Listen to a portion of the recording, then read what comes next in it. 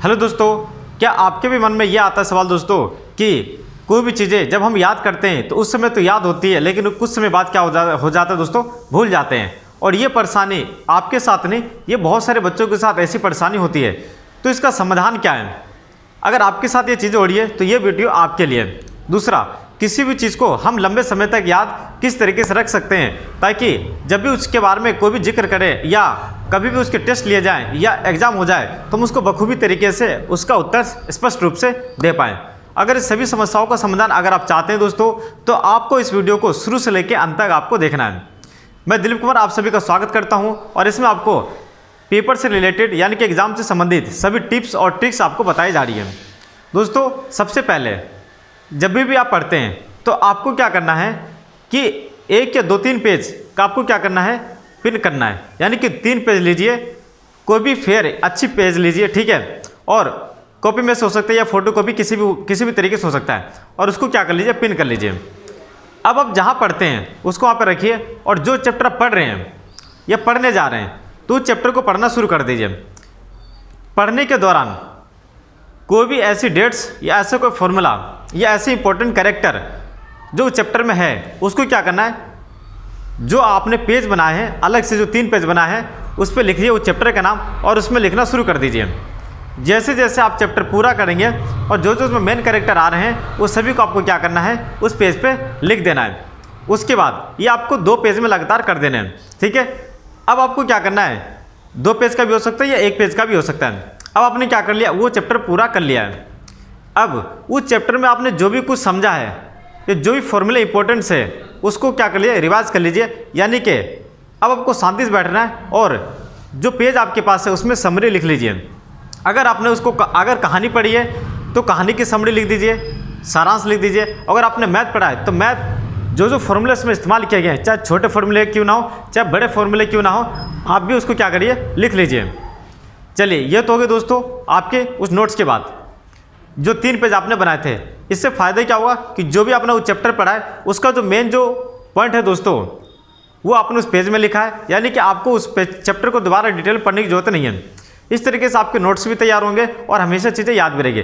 अब किस तरीके से आपको याद रखनी वो भी तरीका आप समझ जाइए, क्योंकि लिखने से कुछ नहीं होता है, उसको हमें रिवाइंड भी करना होता है, ठीक है ना। एक जगह बैठ के नहीं कर सकते क्योंकि हमारे पास उतना टाइम भी नहीं होता है, और भी सब्जेक्ट होते हैं उन पर हमें काम करना होता है। चलिए, जो भी आपने लिखा है या जो भी आपने समरी बनाई है उसको याद करिए, 15 मिनट या आधा घंटे उसको याद करिए।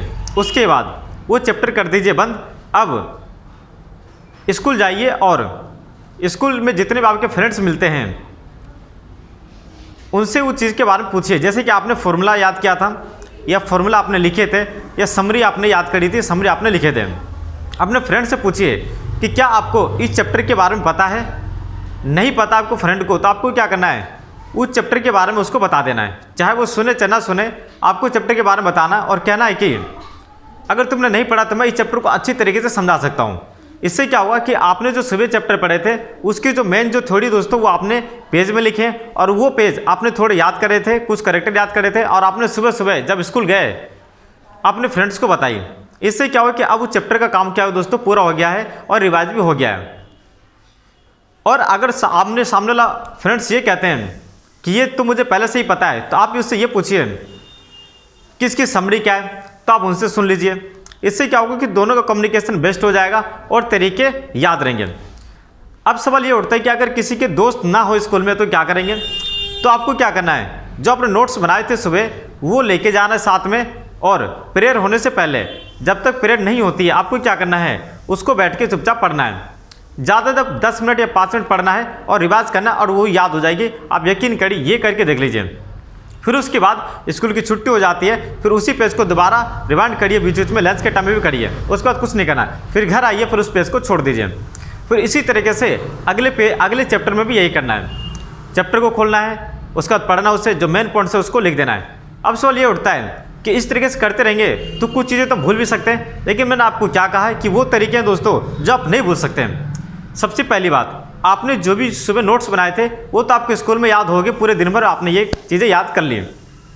अब जैसे पूरे हफ्ता का जो लास्ट डे होता है यानी कि शनिवार, जितने भी आपने चैप्टर पढ़े हैं और उसके नोट्स जो आपने बनाए थे उसको कलेक्ट करिए और संडे के दिन आपको क्या करना है, उस नोट्स को दोबारा से रिवाइंड करना है, यानी कि दोबारा से पढ़ना है। 1 घंटे सुबह, 1 घंटे शाम को और 1 घंटे दोपहर में। बाकी और भी कोई भी काम यहाँ पे कर सकते हैं।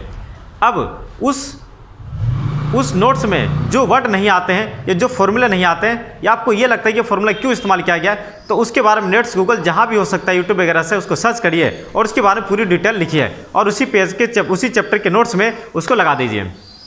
इससे चीज़ें क्या रहेगी दोस्तों, याद रहेगी। यही काम दोस्तों आपके अगले चैप्टर में भी करना है और ये हमेशा आपको करते रहना है। तो धीरे धीरे आपको ये लगेगा कि कुछ चीज़ें दोस्तों याद हो जाएगा और इससे फ़ायदा, सबसे ज़्यादा जो फ़ायदा दोस्तों ये हो जाएगा कि आप उस चैप्टर से संबंधित कोई भी कैसे भी क्वेश्चन आ जाए और उसका जवाब आप बेहतर तरीके से दे सकते हैं, क्योंकि आपने उस चैप्टर का मेन कैरेक्टर याद किया है। पूरी थ्योरी याद करने की जरूरत नहीं है, मेन कैरेक्टर आपने याद किया है और उस मेन कैरेक्टर के हिसाब से आप पूरी थ्योरी को आराम से कैप्चर कर सकते हैं, लिख सकते हैं। और यही वो तरीका दोस्तों जो हम अच्छे तरीके से कर सकते हैं। ज़्यादा समय देने की जरूरत नहीं है, तो 8-8 घंटे या 12-12 घंटे देने से कोई फायदा नहीं दोस्तों, जब हमें समझ में नहीं आ रहा है। लेकिन जिम्मेदारी हमारी है, क्योंकि हमारे पास बुक्स है, हमारे पास सुविधाएं हैं और इसमें कोई दूसरा हेल्प नहीं कर सकता है। दूसरे तरीके बता सकते हैं लेकिन फॉलो तो हमें ही करना होता है। ये आप अच्छी तरीके जितनी जल्दी हो सके जान जाएँ। अभी आपके पास समय है तो आप तैयारी कर सकते हैं। कैसी लगी मेरे टिप्स ऑन ट्रिक्स? इसी तरीके से और वीडियो प्राप्त करने के लिए चैनल को सब्सक्राइब करके बेल आइकन का बटन दबा दीजिए। फिर मिलते हैं अगले वीडियो में, तब तक के लिए आप अपना ख्याल रखिएगा। ओके, नमस्ते एंड बाय। और इस वीडियो को देखने के लिए आप सभी का बहुत बहुत धन्यवाद। इसी तरीके से अगर आप और वीडियो चाहते हैं तो इस प्लेलिस्ट में आपको देखने को मिल जाएंगे, जिसमें तरीके मैंने बता रखे हैं और आगे भी ये वीडियो आती रहेगी। ओके, नमस्ते एंड बाय।